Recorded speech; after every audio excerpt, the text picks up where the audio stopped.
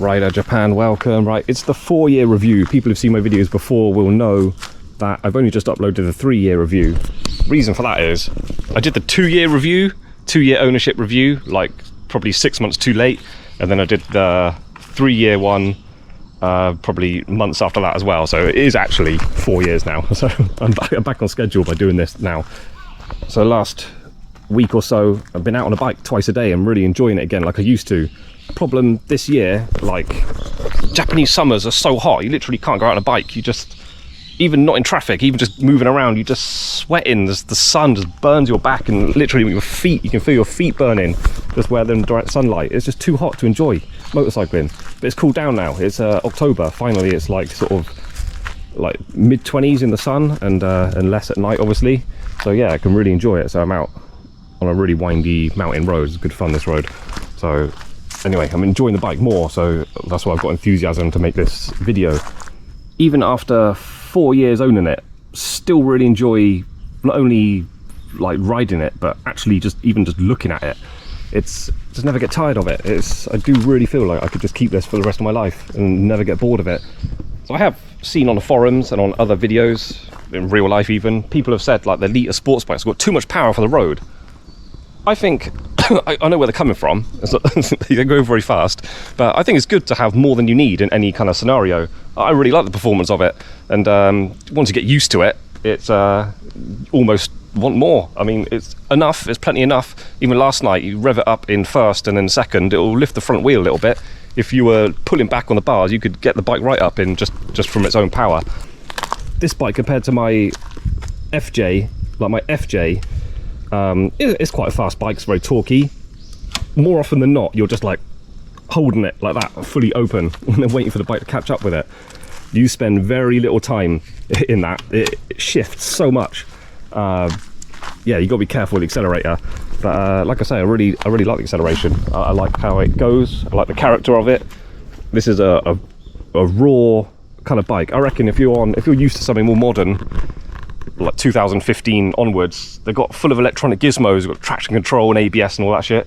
This is just a raw bike. This, if you got on this and you haven't experienced anything like it before, you'll probably think it's like a proper race bike. It hasn't even got a petrol gauge. It's very back to basics. Full power all the time. Doesn't matter if the road's bumpy, doesn't matter if the road's wet. You can't set rider modes to help you out.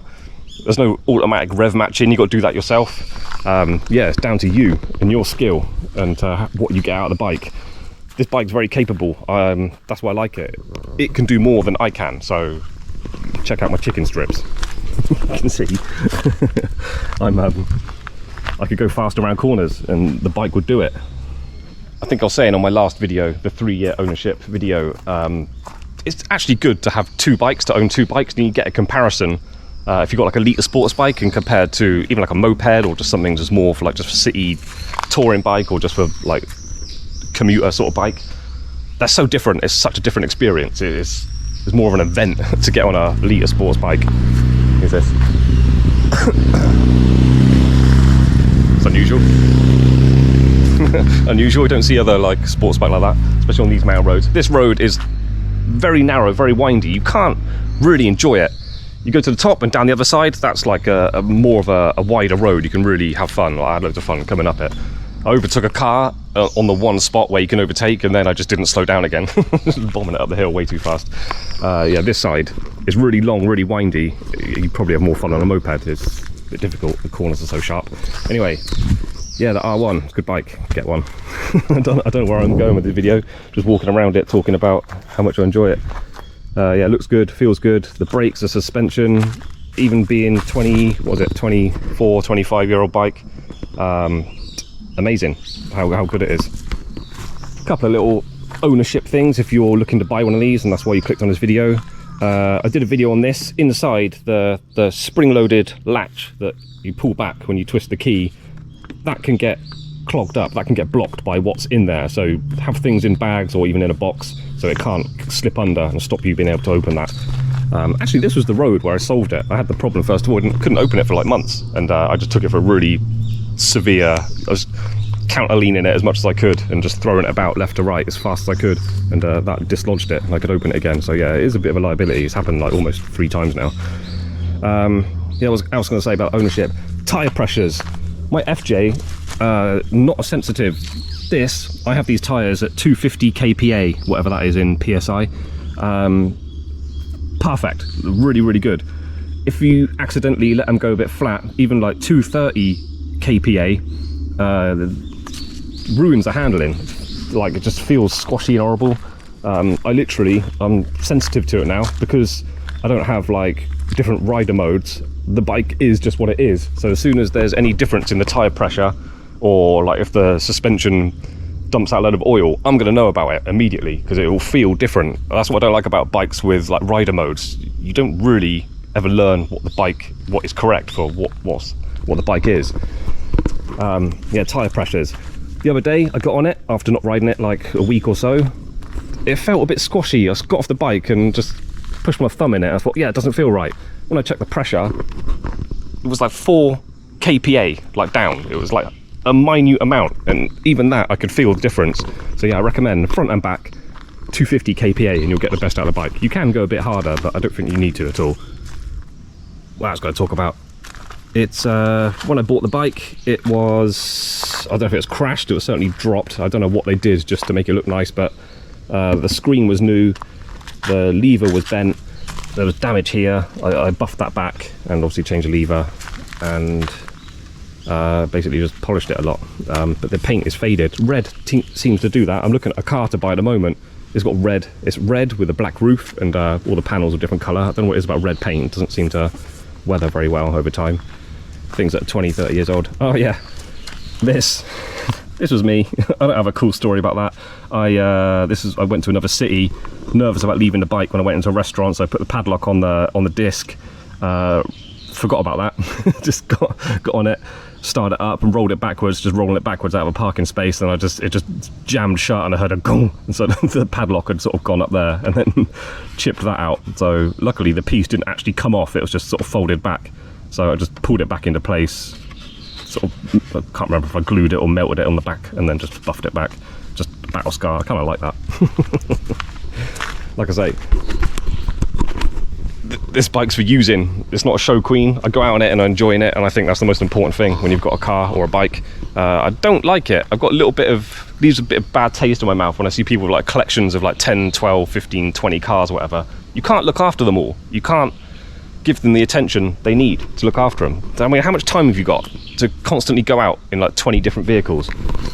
They need using often. If you've got too many, they just sit there collecting dust. Just have 1, 2 or 3 at the most. 4 maximum. It just gets a bit of a headache looking after them all, sorting out all the maintenance and just, I don't know, oil changes and stuff. It just becomes hard work. So just have 1, 2 or 3 and enjoy them, get the most out of them. That's what I recommend.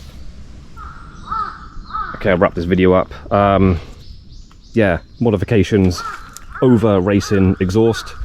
That is a badge I stuck on. It did have a bigger one, but it was all faded and worn out, so I bought this online, didn't know it was different size. Anyway, it's glued on there. That glue's been amazing, like, considering how hot it gets and it goes through, sat out in the cold all night and stuff. I was only glued on. It's solid on there. Happy with that. Full titanium exhaust system.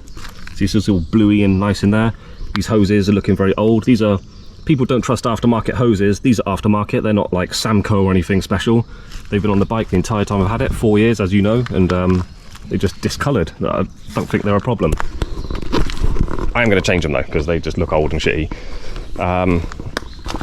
Yeah, what else I did? Oh yeah, did a video on these, my aerodynamic enhancements. A bit silly, I just like it.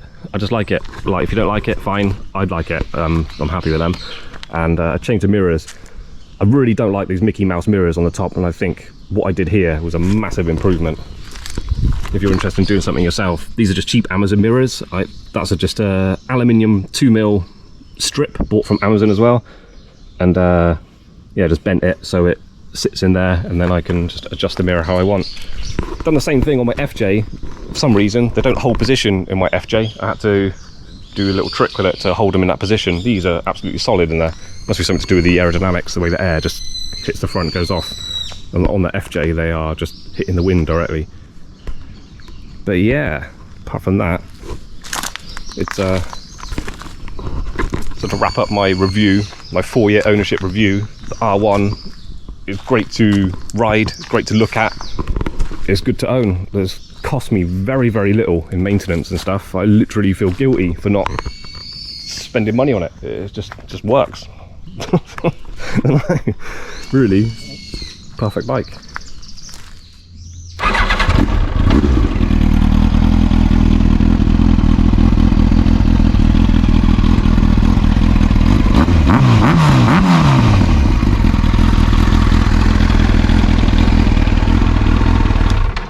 And there we go.